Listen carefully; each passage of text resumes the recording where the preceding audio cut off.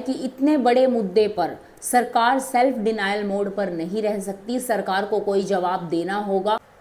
Supreme court से आज जो बड़ा फैसला आने वाला था नीट से रिलेटेड वो आ चुका है और चीफ जस्टिस ऑफ इंडिया ने, सीजीआई ने ये पूछा है एनटीए और गवर्नमेंट से कि आप जल्द से जल्द हमें ये बताएं कि पेपर लीक हुआ है तो किस लेवल पर हुआ है और किसकी तरफ से हुआ है। अगर एनटीए की तरफ से हुआ है तो ये बात जल्द से जल्द क्लियर की जाए ताकि इस पर कोई फैसला लिया जाए। साथ के साथ इसमें यह भी बताया जाए कि पेपर जो लीक हुआ है उसका दायरा कितना बड़ा है। अगर पेपर के उन सब लोगों का पता लगाया जा चुका है जिसकी वजह से पेपर लीक हुआ है तो फिर पेपर को दोबारा से करवाने की इतनी बड़ी ज़रूरत नहीं है, अगर आप वो दायरा पता कर चुके हैं। और अगर आप वो दायरा पता नहीं कर चुके हैं तो पेपर दोबारा कराने के अलावा और कोई ऑप्शन नहीं बचता है।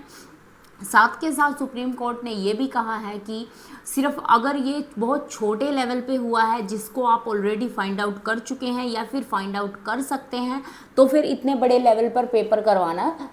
ज़रूरी नहीं है। बट अगर ऐसा नहीं हुआ है, उन्होंने सीबीआई को फटकार लगाते हुए भी ये कहा है कि जल्द से जल्द इसकी एक report chief justice of India को दें कि किस पे क्या कार्यवाही हो रही है और कितने लोग इसमें शामिल हैं और कब तक वो इन लोगों को फाइंड आउट करके एक दायरा डिसाइड करेगी कि सिर्फ यहीं पर हुआ था और सभी जगहों पर जो परीक्षा हुई है उसकी पवित्रता को कोई ठेस नहीं पहुंची है। अगर वो ऐसा कर पाती हैं तो नीट का एग्ज़ाम दोबारा नहीं होता है और अगर वो ऐसा नहीं कर पाते हैं तो नीट का एग्ज़ाम दोबारा होना संभव है, क्योंकि इसके अलावा और कोई ऑप्शन नहीं बचता है।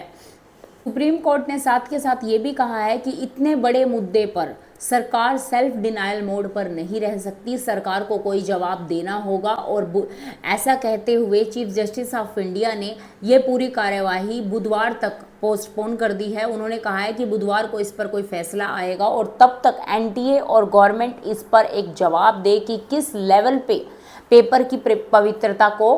हानि पहुंची है।